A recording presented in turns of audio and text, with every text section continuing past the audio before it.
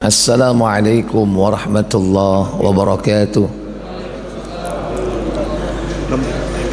Inna lillahi nahmaduhu wa nasta'inuhu wa nastaghfiruh wa na'udzu billahi min sururi anfusina wa min sayyiati a'malina. Man yahdihillahu fala mudilla lahu wa man yudlil fala hadiya lahu wa asyhadu an la ilaha illallah wahdahu la syarika lahu wa asyhadu anna Muhammadan abduhu wa rasuluh. Allahumma salli wa sallim wa barik ala Muhammadin sallallahu alaihi wa ala alihi wa ashabihi wa man tabi'ahum bi ihsanin ila yaumiddin, amma ba'd. Puja dan puji syukur kita panjatkan keharibaan Allah yang telah melimpahkan nikmat kepada kita semua. Pada malam ini kita dimudahkan berjumpa di majelis ini, di masjid yang kita cintai ini, untuk mengkaji satu ayat dari Al-Quran, satu hadis dari Nabi yang mulia. Semoga Allah Tabaraka wa Ta'ala memberikan kita ilmu yang bermanfaat, dimudahkan mengamalkannya dan istiqomah di dalamnya hingga datangnya kematian menjemput kita. Salawat dan salam semoga tetap terlimpah kepada junjungan kita baginda Nabi Muhammad sallallahu alaihi wasallam. Demikian pula untuk keluarga beliau, keturunan beliau, para sahabatnya dan seluruh pengikutnya hingga tibanya hari pembalasan. Bapak Ibu, saudara-saudari yang dirahmati Allah Tabaraka wa Ta'ala, tidak kurang dari 17 kali dalam sehari semalam kita membaca satu surah yang bernama Suratul Fatihah. Dia disebut dengan Ummul Quran karena merupakan induknya Al-Quran. Dia disebut juga dengan Sab'ul Mathani, yaitu 7 ayat yang diulang-ulang, karena tiap hari membacanya berulang-ulang, minimal 17 kali dalam sehari. Dia disebut juga dengan As-Salah, disebut dengan salat, karena setiap salat harus membacanya. Tidaklah setiap rakaat melainkan harus membaca suratul Fatihah. Jika tidak, maka salatnya tidak sah. Maka Allah Tabaraka wa Ta'ala membagi salat itu menjadi 2. Yang dimaksud adalah yaitu membagi suratul Fatihah menjadi 2. Satu bagian untuk Allah dan satu bagian untuk hambanya. Untuk hambanya adalah apa saja yang dia minta, sebagaimana dalam hadis qudsi diriwayatkan dari sahabat Abu Hurairah radhiyallahu taala anhu, terdapat di dalam Sahih Muslim di nomor 349.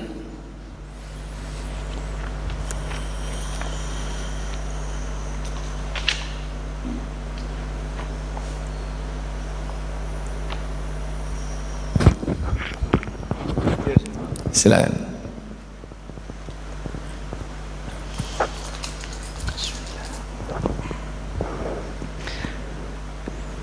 Dari Abu Hurairah radhiyallahu an, ia berkata, Nabi sallallahu alaihi wasallam bersabda. Apa sabda beliau sallallahu alaihi wasallam? Siapa yang tidak membaca Ummul Quran atau Al-Fatihah dalam solat, maka solatnya tidak sempurna. La salata liman lam yaqra bi Fatihatil Kitab. Tidak sah salatnya, tidak sah salat seseorang yang tidak membaca suratul Fatihah. Kemudian Abu Hurairah ditanya. Nabi mengulangnya sampai 3 kali. Lalu ditanyakan orang kepada Abu Hurairah, bagaimana kalau kami sholat mengikuti imam? Jawabnya, bacalah perlahan-lahan, karena aku mendengar Rasulullah sallallahu alaihi wasallam bersabda. Apa sabda beliau sallallahu alaihi wasallam? Bahwa Allah Ta'ala berfirman, Apa firman-Nya? salat itu kubagi dua antaraku dan hambaku. Qasamtus shalah qismaini. Aku membagi salat menjadi dua bagian. Baini wa baina abdi. Antara aku dan hambaku. Wali abdi ma sa'al. Dan untuk hambaku apa yang dia minta. Kemudian untuk hambaku ialah apa yang dimintanya. wali abdi ma sa'ala. Untuk hambaku apa yang dia minta. Ketika Lanjut. silakan.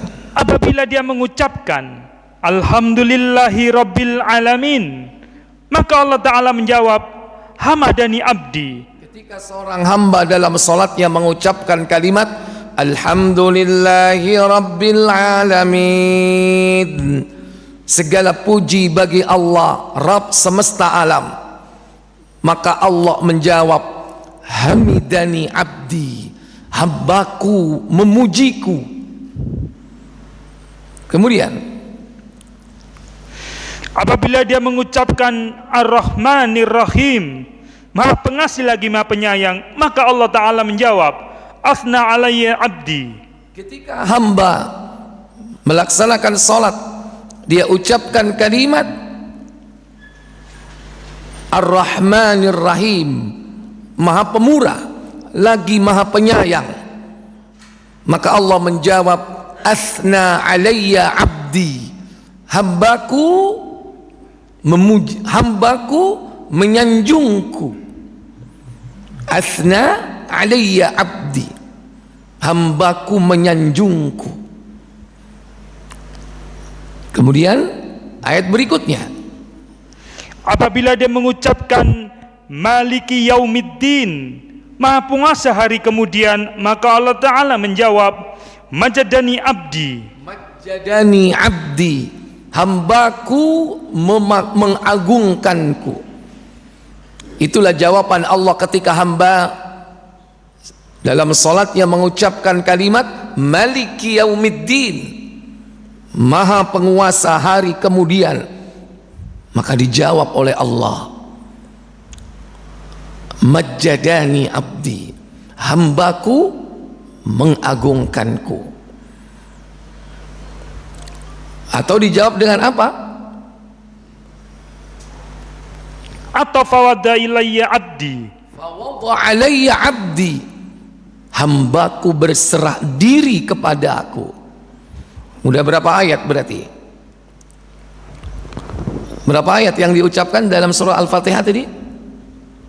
3. Alhamdulillahi Rabbil Alamin, Ar-Rahmanir Rahim, Maliki Yaumiddin. Udah berapa? 3. Al-Fatihah disebut dengan Sab'ul Mathani, 7 ayat yang diulang-ulang, karena jumlahnya 7. Menurut Ahlul Madinah, 7 itu dimulai dari Alhamdulillahi Rabbil Alamin. Maka ayat yang terakhir ke-7, Ghairil maghdubi alaihim waladdallin. Beda dengan Ahlul Kufah. Para ulama Kufah menyebutkan bahwa Al-Fatihah itu jumlahnya tetap 7, tapi dimulai dengan Bismillahirrahmanirrahim, sehingga ayat terakhir yaitu siratal ladzina an'amta alaihim ghairil maghdubi alaihim waladdallin. Ini perbedaan di kalangan para ulama Ahlul Kufah dan Ahlul Madinah.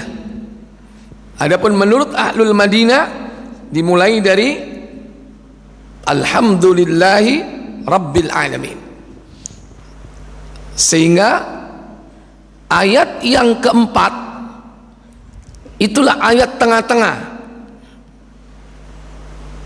Karena kalau dibagi 2, 7 berarti berapa?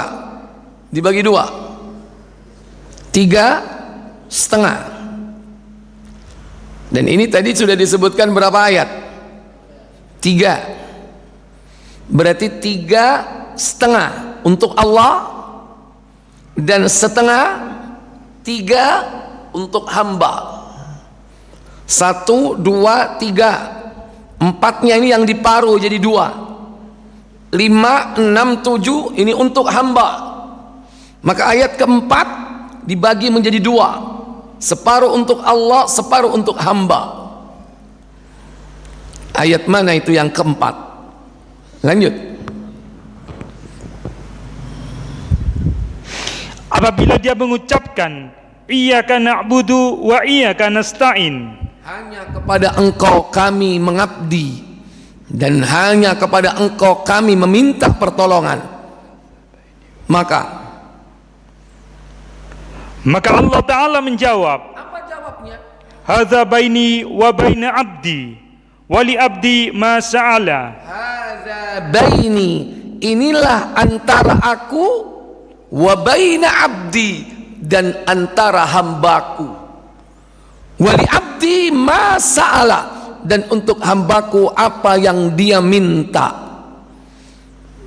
Maka kalimat iyyaka na'budu, hanya kepada Engkau kami mengabdi, berarti ini untuk siapa? Allah atau hamba? Allah. Wa iyyaka nasta'in, dan hanya kepada Engkau kami meminta pertolongan, berarti ini untuk siapa? Untuk hamba. Dan untuk hamba, wali abdi kata Allah, dan untuk hambaku ma sa'ala, apa yang dia minta. Maka permintaan pada ayat keempat ini apa? Yaitu isti'anah. Apa isti'anah? Minta pertolongan. Berarti kurang berapa setelah itu? Kurang 3 ayat. Apa saja 3 ayat tersebut? Lanjut. Apabila dia mengucapkan ihdinas siratal mustaqim siratal ladzina an'amta alaihim ghairil maghdubi alaihim waladdallin, pimpinlah kami ke jalan yang lurus, yakni jalan orang yang tidak Engkau murkai dan tidak pula jalan orang yang sesat. Maka jawab Allah Ta'ala, hadza li abdi wali abdi ma sa'ala.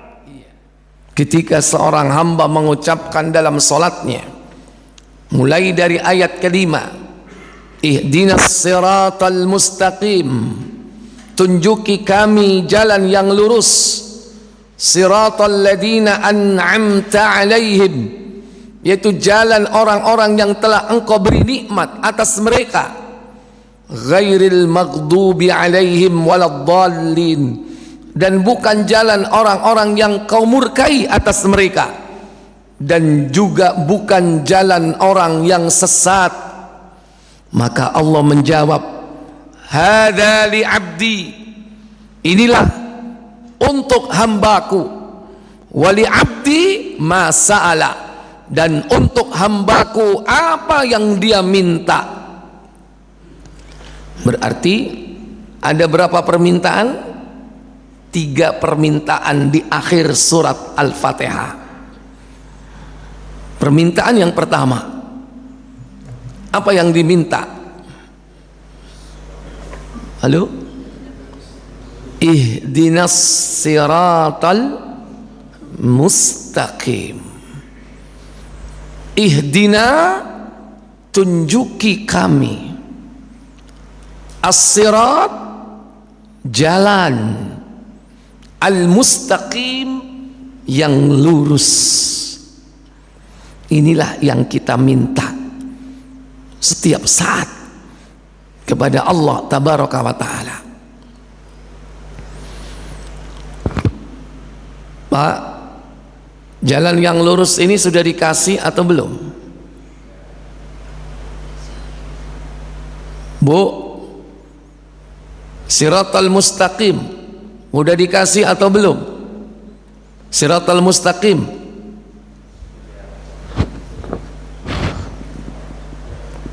sudah atau belum? Apa itu? Quran, Sunnah. Siratal Mustaqim, buka surat 3 ayat 51. Innallaha rabbi wa rabbukum fa'buduh hadza siratum mustaqim. Apa kata Allah? 51. Sesungguhnya Allah Rabbku dan Rabbmu, karena itu sembahlah Dia, inilah jalan yang lurus. Itu kata Allah. Innallaha, sesungguhnya Allah, Rabbi, Rabbku, wa Rabbukum, dan Rabb kalian, fa'budu, sembahlah Dia. Apa makna sembahlah Dia? Yuwahiduhu, tauhidkan Dia. Fa'buduhu, jangan sekedar diartikan sembahlah Dia, tapi apa? Yuwahiduhu, tauhidkan Dia, yaitu mengabdi hanya kepada Allah. Hadza, kata Allah, siratum mustaqim, inilah jalan yang lurus. Sudah dikasih atau belum? Sudah dikasih atau belum? Apa jalan yang lurus itu? Buka surah Al-An'am, surah 6 ayat 161. Qul innani hadani rabbi ila siratim mustaqim dinan qiyaman millata Ibrahim hanifa wa ma kana minal musyrikin. Apa kata Allah? Katakanlah Muhammad, sesungguhnya aku telah ditunjuki oleh Rabbku kepada jalan yang lurus. Apa jalan yang lurus itu? Yaitu agama yang benar. Dinan qiyaman, agama yang benar. Agama siapa? Agama Ibrahim yang lurus. Millata Ibrahim, agama Ibrahim. Hanifa, yang lurus. Wa ma kana minal musyrikin, dan Ibrahim itu bukanlah termasuk orang-orang musyrik. Jalan yang lurus adalah dinan qiyaman, agama yang benar. Didul haqq, agama siapa? Tadi disebutkan agama siapa? Millata Ibrahim, agama Ibrahim. Jadi kita ini, Nabi Muhammad itu disuruh mengatakan oleh Allah, Kul, katakan Muhammad, innani hadani. Apa yang harus dikatakan? Innani hadani Rabbi, sesungguhnya aku telah diberi petunjuk oleh Rabbku ila siratim mustaqim, kepada jalan yang lurus. Yaitu jalannya siapa? Yakni dinan qiyaman, agama yang hak, yang benar. Berarti Nabi Muhammad mengikuti Nabi siapa? Ibrahim. Antum mengikuti siapa? Nabi Muhammad. Nabi Muhammad sallallahu alaihi wasallam, beliau adalah penerus millah Ibrahim. Dan Ibrahim telah diberi oleh Allah ujian, perintah dan larangan. Semua syariat yang kita kerjakan ini adalah syariat millahnya Ibrahim. Barusan tadi kita ngapain? Salat. Kamu salat ikut siapa? Ikut Nabi Muhammad. Nabi Muhammad ikut siapa? Hah? Ikut Nabi Ibrahim. Nabi Ibrahim salat apa enggak? Hah? Nabi Ibrahim salat atau tidak?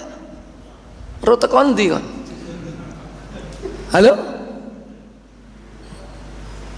Buka surah Ibrahim ayat 40. Rabbi ja'alni muqimas salati wa min dzurriyyati Rabbana wa taqabbal du'a. Apa kata Allah?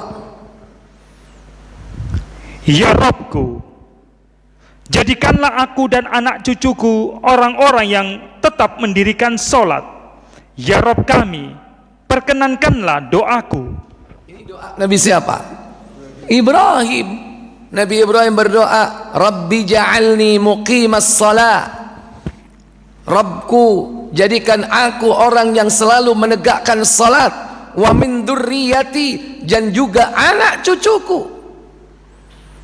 Rabbana wa taqabbal du'a, wahai Rabb kami, kabulkan doaku. Dari ucapan doa beliau ini, Ibrahim salat atau tidak? Salat. Demikian pula anak keturunannya, Ismail, Ishak, Yakub, Yusuf, terus mereka semua salat, termasuk Nabi kita Muhammad sallallahu alaihi wasallam. Bukan hanya salat, syariat-syariat yang lain, syariat manasik haji atau umrah, semua itu adalah nampak tilas perjalanan Nabi Ibrahim dan keluarganya. Tawaf, syai, lempar jumrah, itu menampak tilasi perjalanan Nabi Ibrahim. Dan itulah siratal mustaqim, jalan yang lurus yang antum tiap hari minta. Bukan hanya salat, bukan hanya manasik, termasuk perkara-perkara kecil, perkara-perkara yang sederhana, perkara-perkara yang privasi.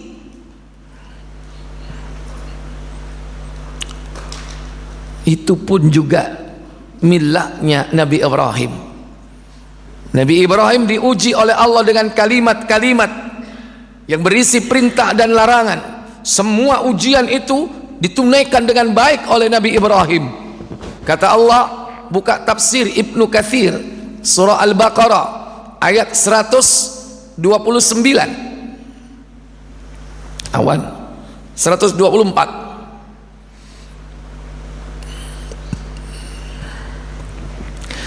Wa idh ibtala Ibrahim rabbuhu bikalimatin fa'atammahun qala inni ja'iluka lin-nasi imama qala wa min dzurriyyati qala la yanalu ahdiz zalimin. Apa kata Allah? Dan ingatlah ketika Ibrahim diuji Rabb-Nya dengan beberapa kalimat perintah dan larangan, lalu Ibrahim menunaikannya. Allah berfirman, sesungguhnya aku akan menjadikanmu imam bagi seluruh manusia. Ibrahim berkata, dan saya mohon juga dari keturunanku. Allah berfirman, janjiku ini tidak mengenai orang-orang yang zalim. Kata Allah, Wa idzibtala Ibrahim rabbuhu, dan ingatlah ketika Allah Rabb Nabi Ibrahim mengujinya bikalimatin, dengan beberapa kalimat, fa'atammahunna, maka Nabi Ibrahim menunaikan semua ujian itu dengan baik. Maka Allah mengatakan, inni ja'iluka linnasi imama, wahai Ibrahim, aku akan menjadikan kamu pemimpin untuk seluruh umat manusia. Mendengar itu, Nabi Ibrahim mengatakan, wa min dzurriyyati, juga anak keturunanku wahai Allah. Lantas dijawab oleh Allah, la yanalu ahdidz zalimin, janjiku ini tidak akan mengenai orang-orang yang zalim. Apa makna perintah dan larangan yang Allah ujikan kepada Ibrahim itu? Silakan baca tafsir. Langsung ke sana. Nggak apa-apa, pelan-pelan. Melalui ayat ini Allah mengingatkan kemuliaan Nabi Ibrahim alaihi salam, dan bahwa Allah SWT telah menjadikannya sebagai imam bagi umat manusia yang menjadi panutan mereka semua dalam ketauhidan, yaitu dikala Nabi Ibrahim alaihissalam menunaikan semua tugas perintah dan larangan Allah yang diperintahkan kepadanya. Karena itu disebutkan di dalam firman-Nya, dan ingatlah ketika Ibrahim diuji Rabb-Nya dengan beberapa kalimat. Dengan kata lain, hai Muhammad, ceritakanlah kepada orang-orang musyrik dan kedua ahli kitab. Orang-orang musyrik dan kedua ahlul kitab, ceritakan kepada mereka, kepada Yahudi, kepada Nasrani. Apa katanya? Yaitu mereka yang meniru-niru agama Nabi Ibrahim, padahal apa yang mereka lakukan bukanlah agama Nabi Ibrahim. Mereka hanya mengklaim apa yang telah mereka lakukan dalam agama mereka, itu hanya klaim belaka. Mereka mengaku-ngaku sebagai pengikut Ibrahim, padahal tidak. Justru engkau Muhammad, apa katanya? Karena sesungguhnya orang-orang yang menegakkan agama Nabi Ibrahim itu hanyalah engkau dan orang-orang mukmin yang mengikutimu. Dan orang-orang mukmin yang mengikutimu siapa? Umat Nabi Muhammad. Antum semua termasuk yang mengikuti millah Ibrahim. Itulah jalan yang lurus. Lanjut. Ceritakanlah kepada mereka cobaan yang diberikan oleh Allah kepada Nabi Ibrahim, yaitu berupa perintah-perintah dan larangan-larangan yang ditugaskan oleh Allah kepadanya. Kemudian Nabi Ibrahim alaihissalam dapat menunaikannya dengan sempurna, seperti yang disebutkan di dalam firman Allah yang lainnya, Quran Surat An-Najm ayat 37. Dan lembaran-lembaran Ibrahim yang selalu menyempurnakan janji. Ibrahimul ladzi waffa, dan Ibrahim itu selalu menunaikan tugasnya dengan baik. Kemudian, yakni Nabi Ibrahim alaihissalam telah mengerjakan semua syariat yang diperintahkan oleh Allah Subhanahu wa taala kepadanya dengan secara sempurna. Allah Subhanahu wa taala telah berfirman dalam ayat yang lain, yaitu Quran surah An-Nahl ayat 120 hingga 123. Terus, sesungguhnya Ibrahim adalah seorang imam yang dapat dijadikan teladan lagi patuh kepada Allah dan hanif, dan sekali-kali bukanlah dia termasuk orang-orang yang mempersekutukan Rabb-Nya. Apa makna kalimat-kalimat yang diujikan oleh Allah kepada Ibrahim? Sekalipun para ulama berbeda pendapat tentang apa makna kalimat-kalimat yang Allah ujikan kepada Ibrahim, tetapi perbedaan para ulama ini bersumber dari satu orang sahabat Nabi, yaitu Abdullah bin Abbas radhiyallahu taala anhuma. Apa makna perintah dan larangan, yaitu kalimat-kalimat itu? Kalau enggak baca aja, nanti sampai di situ, nggak jauh kok. Langsung cari kalimat-kalimat.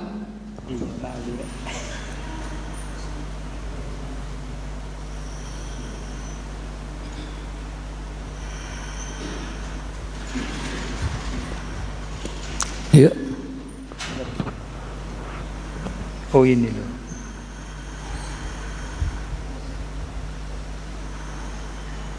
Abdul Razak. Di atasnya aja. Silakan. Iya. Mengenai ketentuan kalimat-kalimat yang diujikan oleh Allah SWT kepada Nabi Ibrahim alaihissalam masih diperselisihkan di kalangan mufassirin. Sehubungan dengan masalah ini telah diriwayatkan dari Ibnu Abbas beberapa riwayat, antara lain oleh Abdur Razzaq, dari Ma'mar, dari Qadada, dari Ibnu Abbas, bahwa Ibnu Abbas pernah mengatakan Allah mengujinya dengan manasik-manasik haji. Ini yang pertama. Sekalipun berbeda dari kalangan para ulama, tabi'in, Abdur Razzaq, Ma'mar, Qatadah, tapi semua bersumber dari Ibnu Abbas bahwa Allah menguji Ibrahim dengan manasik yang kemudian kita napak tilasi dalam ibadah haji dan umrah. Hadza siratum mustaqim. Inilah jalan yang lurus yang antum minta setiap saat minimal 17 kali. Makanya jangan sampai sampean tidak niat untuk melaksanakan manasik. Mungkin dimaklumi kalau nggak punya duit. Lapo kaji ado-ado ngentekno duit. Jangan sampai seperti itu. Aku duwe ono, tapi eman. Berarti antum bohong ketika minta kepada Allah ihdinas siratal mustaqim, itu ucapan dusta. Karena siratal mustaqim itu milah Ibrahim, dan Allah menguji Ibrahim dengan syariat, perintah dan larangan. Salah satunya adalah manasik. Lanjut, juga bersumber dari Ibnu Abbas. Hal yang sama diriwayatkan pula oleh Ishaq As-Subai dari At-Tamimi dari Ibni Abbas. Abdul Razak mengatakan pula telah menceritakan kepada kami Ma'mar dari Ibni Tawus dari ayahnya dari Ibni Abbas sehubungan dengan takwil firman-Nya. Dan ingatlah ketika Ibrahim diuji Rabb-Nya dengan beberapa kalimat perintah dan larangan. Apa perintah dan larangan itu? Ibni Abbas mengatakan bahwa Apa kata beliau? Allah mengujinya dengan bersuci atau toharo. Allah mengujinya dengan toharo, bersuci. Inilah jalan yang lurus yang kita minta setiap hari. Jalan yang lurus ternyata adalah apa? Toharo. Apa yang dimaksud toharo? Lanjut. Yaitu mensucikan 5 anggota pada bagian kepala dan 5 anggota pada bagian tubuh. Membersihkan bagian 5 di kepala, membersihkan 5 bagian di tubuh. Berarti totalnya berapa? 10. Inilah 10 fitrah. 10 fitrah yang merupakan toharo, bersuci, dan inilah jalan yang lurus, dan inilah milah Ibrahim. Apa saja? Mensucikan bagian kepala ialah dengan mencukur kumis. Qasus syarib, mencukur kumis. Makanya nek duwe brengos iku cukuren, iku dalan sing lurus iku milai Ibrahim. Ojo dingu sampai lewat teko garis bibir kayak nyaring leteke kopi. Qasus syarib. 2. Berkumur. Matmadah, berkumur. 3. Istinsyak. Istinsyakul ma', memasukkan air ke dalam hidung ketika berwudu. Memasukkannya bernama istinsyak, mengeluarkannya bernama istinsar. 4. Bersiwak. Gosok gigi. Ingat tadi janji Allah, Ibrahim mau dijadikan pemimpin. Pemimpin itu berarti yang diikuti, menjadikan imam yang diikuti. Saya tanya, seluruh orang dunia sekarang gosok gigi nggak? Gosok gigi atau tidak? Muslim ataupun kafir. Gosok gigi nggak? Berarti betul janji Allah. Allah menjadikan Ibrahim sebagai imam, pemimpin. Cuman bedanya, yang mengikuti seorang Muslim dia dapat dua. Apa? Pahala dan kebersihan. Orang kafir dia gosok gigi, mengikuti milah Ibrahim, dia cuma dapat satu. Apa? Kebersihan. Apa dapat pahala? Tidak. Kenapa? Karena mereka nggak punya konsep. Kita punya konsep bahwa apa yang kita lakukan ini adalah syariat. Syariat siapa? Ibrahim. Karena kita mengakui beliau adalah Abul Anbiya. Dia adalah nabi kita yang diikuti oleh Nabi Muhammad, dan kita mengikuti Nabi Muhammad SAW. Orang kafir mereka mengkufuri Nabi Muhammad, sekalipun mereka mengaku pengikut Ibrahim. Dia tidak mendapatkan apa-apa. 5. Apa saja tadi? Qassus syarib, matmadah, siwak, istinsyaqul ma, dan yang kelima, dan memanjangkan jenggot. wa ahwul lihya, memanjangkan jenggot. Jalan yang lurus atau tidak itu? Jalan yang lurus atau tidak? Antum yang tiap hari meminta siratal mustaqim. Siratal mustaqim itu adalah milah Ibrahim, dan milah Ibrahim itu adalah toharo. Salah satu toharo yang di kepala kita apa? Ahwul lihya, memelihara jenggot. Jangan benci kau terhadap syariat yang Allah tetapkan sebagai jalan yang lurus. Nek perkara jenggotmu gak tumbuh iku perkara liya. Soalnya memang kon keturunane wong gak duwe jenggot. Tapi nek tumbuh 3 lembar yo tetep rek pelihara masih yo 3 lembar. Milah Ibrahim, jangan jaim, jangan malu, jangan isin. Ini syariat. Nah, nek durung iso sukut, diem. Ojo ngelokno.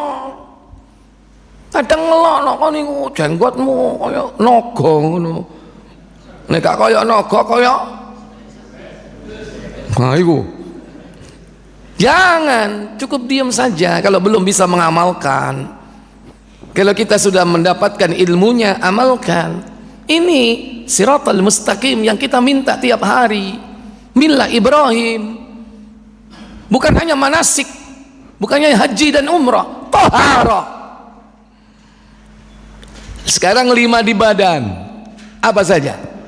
Sedangkan mensucikan bagian tubuh ialah memotong kuku. Qatul adfar, memotong kuku. Orang Islam itu gak boleh ngingu kuku. Kuku harus dipotong. Gak boleh lebih dari 40 hari. Itu batas akhir. 2. Afwan nih, mencukur rambut kemaluan. Al-istihdad, mencukur bulu kemaluan. Nggak ada pak syariat yang hebat seperti ini. Dalam urusan privasi diatur pak. Bulu kemaluan harus dicukur. Nggak boleh dijarno al-gondrongu.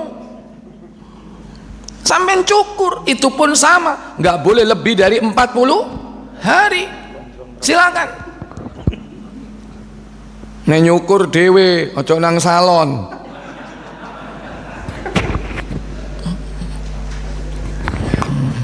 Gantian mbek bojo oleh nggak?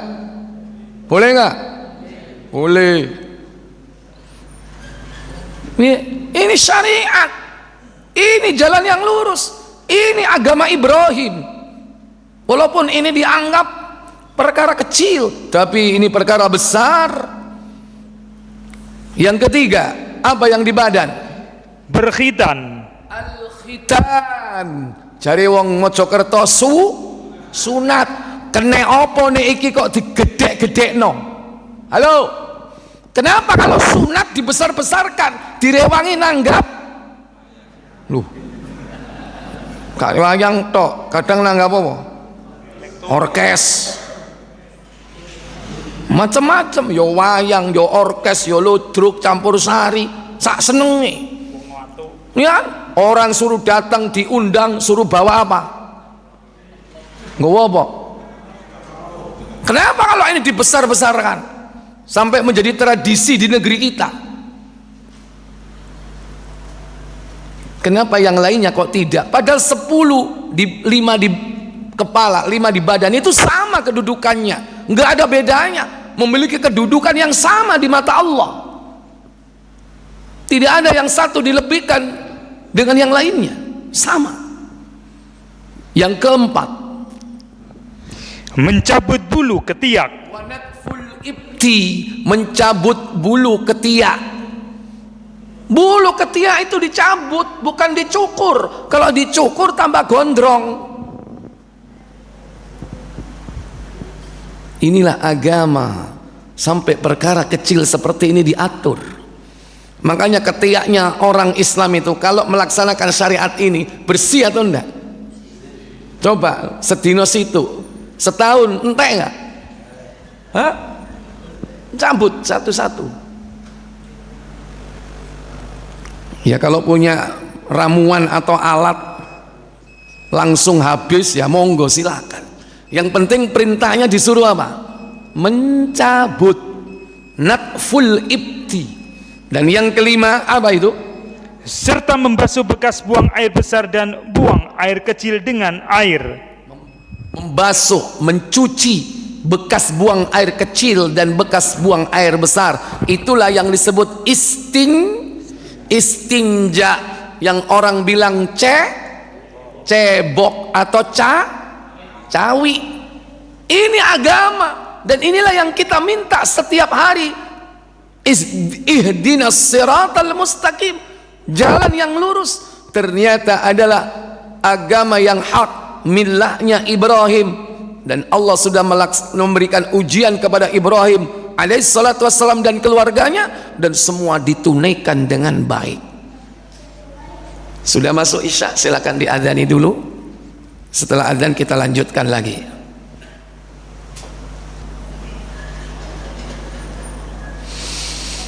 Baik Bapak Ibu, saudara-saudara sekalian, itulah doa yang kita minta di dalam suratul Fatihah. Ihdina, tunjuki kami as-sirat, jalan al-mustaqim, yang lurus. Jalan yang lurus itu sendiri dijabarkan pada ayat berikutnya. Apakah jalan yang lurus itu? Yaitu siratal ladzina an'amta alaihim, jalan orang-orang yang telah diberikan nikmat atas mereka. Sekarang pertanyaannya, siapa yang telah diberi nikmat? Kita minta jalan yang lurus, jalannya orang yang telah diberi nikmat. Siapa orang yang telah diberi nikmat? Tentu kita harus tahu dong, karena jalan itu kita minta juga gitu. Siapa kira-kira? Rasul dan Nabi. Yang lain? Siapa yang telah dapat nikmat dari Allah? Sahabat. Siapa lagi? Yahudi. Berarti kita minta jalannya Yahudi.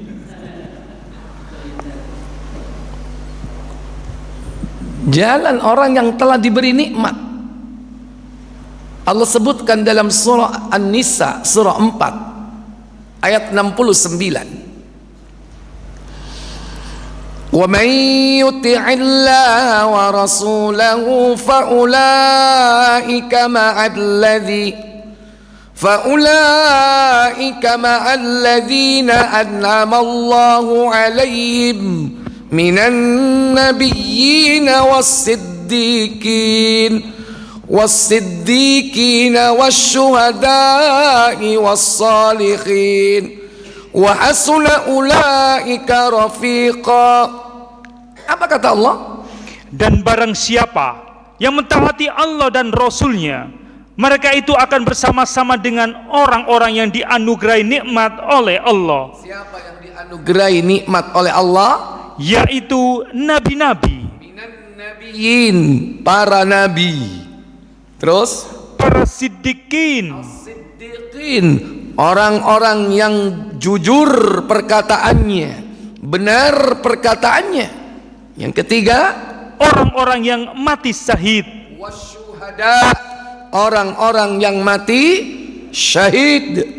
Dan yang kelima, dan empat, siapa dia? dan orang-orang salih, wassalihin, dan orang-orang yang saleh. Mereka itu apa kata Allah? dan mereka itulah teman yang sebaik-baiknya. Jadi ternyata Bapak Ibu, jalan yang lurus itu jalan orang-orang yang telah Allah beri nikmat atas mereka. Mereka adalah para nabi. Berarti kita ini meminta jalannya para nabi. Wasiddiqin, orang-orang yang jujur, orang-orang yang benar perkataannya. Jalan mereka yang kita ikuti dan yang kita minta. Wasyuhada, dan orang-orang yang mati syahid. Wassalihin, dan orang-orang saleh. Jadi kita minta jalan mereka, jalannya para nabi. Maka antum kalau diuji sebagaimana diujinya para nabi oleh Allah tabaraka wa taala, wajar, karena antum tiap hari minta jalan yang lurus. Tapi ujian para nabi itu sungguh lebih dahsyat daripada ujian kita. Ujian kita nggak ada apa-apanya dibandingkan dengan ujian para nabi. Dan yang kedua, kalau kita meminta jalan yang lurus berarti apa? Kita siap menempuh risiko yang dihadapi oleh para nabi dan rasul. Dicerca, dicaci, dimaki. Bahkan puncaknya yaitu apa? Diancam, dibunuh. Bagaimana para nabi? Dituduh tukang sihir, dituduh orang gila. Itulah perjalanan para nabi, karena mereka mendakwakan tauhid. Itulah jalannya para nabi, mengajak manusia kepada yang ma'ruf, mencegah manusia berbuat mungkar. Demikian pula orang yang jujur, orang yang benar ucapannya, dan mereka adalah teman sebaik-baiknya. Makanya dalam hidup kita harus jadikan mereka teman, supaya kita apa? Bisa mengikuti jejak langkah mereka. Para nabi sudah nggak ada, para rasul tidak ada, tapi ajaran beliau masih ada. Menjadikan teman beliau, sekalipun tidak bersama kita secara fisik, tapi kita bisa bersama beliau dengan sunnah-sunnahnya, menghidupkan ittiba kepada sunnahnya. Itu menjadikan beliau sebagai teman dalam hidup kita. Dan ini kita minta dalam sholat kita, jalan yang lurus, jalannya orang-orang yang soleh. Siapa orang yang soleh? Orang yang soleh adalah orang yang beriman dengan iman yang benar dan beramal sesuai dengan tuntunan. Kalau ada orang beramal tapi nggak sesuai tuntunan, kelihatannya orang itu beramal soleh, tapi tidak ada perintah dari Nabi, contoh dari Nabi, itu bukan amal soleh yang dilakukan. Maka orang yang menempuh jalannya orang yang soleh, dia ikhlas dalam beramal sesuai tuntunan, bukan ngawur. Kau nak kawin ini poso weton, mereka poso muti, itu bukan jalan yang lurus. Karena jalannya orang yang soleh itu beramal sesuai tuntunan. Kau nak kawin ini zikir, bukan zikirnya yang jadi masalah. Apa? Hitungannya 2.500 tekon di 2.500. Karena itu bukan jalannya para nabi, para rasul tidak pernah menetapkan, mencontohkan, memerintahkan dengan hitungan-hitungan tertentu, kecuali apa yang sudah ditetapkan oleh nabi. Kalau apa yang sudah ditetapkan itu yang kita ikuti. Kalau nabi tidak menetapkan, jangan kita ikuti. Tapi kenapa orang sekarang menciptakan syariat sendiri? Bukan hanya amal perbuatannya, tapi kadang minimal tata caranya, waktunya, hitungannya, padahal itu termasuk bagian dari syariat. Sementara syariat harus datang dari Allah dan datang dari Rasulullah. Jadi orang yang meminta jalan yang lurus berarti dia harus menempuh jalan tauhid. Orang yang meminta jalan yang lurus dia harus menjauhi syirik. Orang yang meminta jalan yang lurus berarti dia apa? Menghidupkan sunnah. Dan orang yang meminta jalan yang lurus dia jauhi perbuatan bid'ah. Makanya aneh kalau ada orang minta ihdinas siratal mustaqim tapi kelakuannya bid'ah, menyimpang dari ajaran para rasul, membuat syariat sendiri. Maka terjadi pertentangan, bertolak belakang antara yang dia minta jalan yang lurus, jalannya para nabi, orang-orang saleh, beramal sesuai dengan tuntunan, tapi justru apa yang mereka lakukan tidak sesuai tuntunan. Dia minta jalan yang lurus tapi menempuh jalan yang sesat. Inilah makna doa yang kita ucapkan dalam suratul Fatihah yang selalu kita ulang. Fa insyaallah yang akan datang kita akan membedah ayat terakhir dalam surah Al-Fatihah, yaitu kalimat ghairil maghdubi alaihim, bukan jalan orang-orang yang dimurkai atas mereka. Siapa al-maghdubi alaihim? Waladdallin, dan juga bukan jalan orang yang sesat. Dan siapa orang yang sesat? Kita harus paham, jangan sampai kita minta dalam doa kita justru bertentangan dengan perbuatan kita sehari-hari. Minta bukan jalannya orang yang dimurkai, tapi kita justru mengikuti jalannya orang-orang yang dimurkai oleh Allah, wal iyadu billah. Baik para bapak saudara sekalian, mungkin ini yang bisa saya sampaikan sebelum saya tutup dan kita sholat isya berjamaah. Mungkin ada pertanyaan, saya berikan waktu, silakan.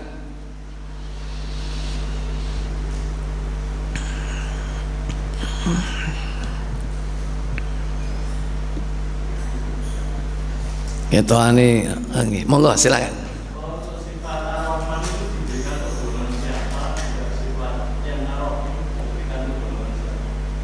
Iya, para ulama menafsirkan tentang makna Rahman itu diberikan kepada seluruh makhluk, karena Allah itu pengasih, tidak pilih kasih. Orang kafir diberi,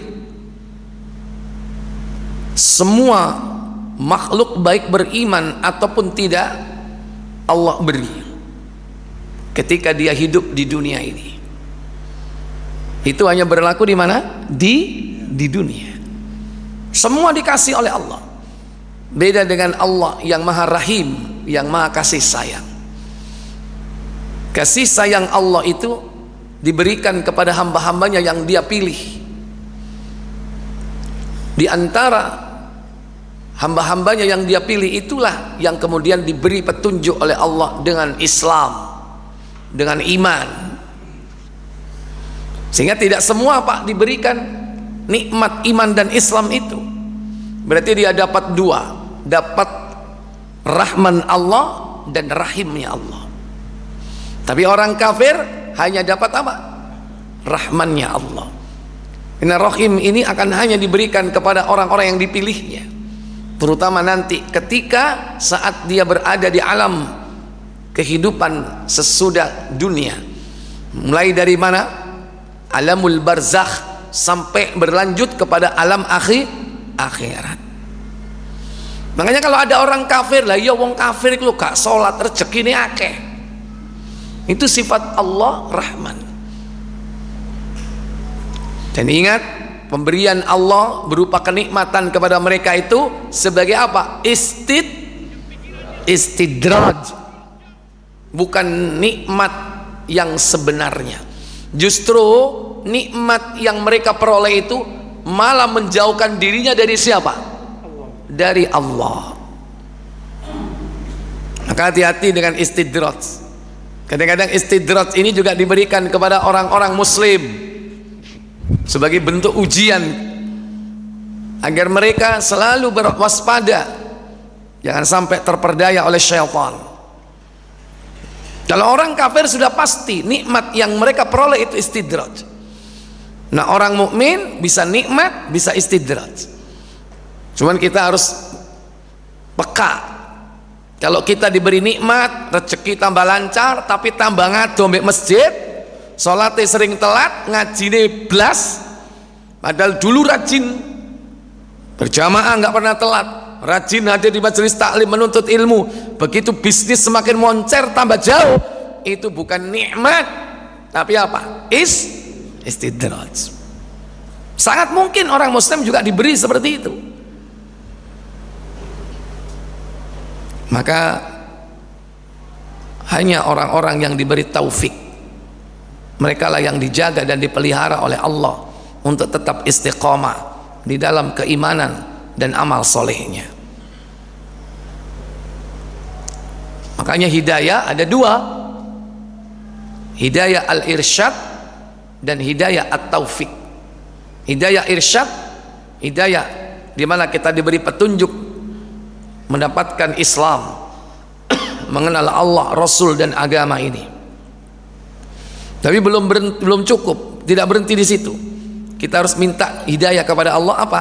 At-taufiq, penjagaan, pemeliharaan supaya kita istiqomah dalam iman dan amal soleh itu sampai mati. Namanya hidayatut taufik. Cuman kadang dijadikan nama kuali taufik hidayat, ya kan? Mestinya hidayatut taufik. Wallahu a'lam. Yang lain?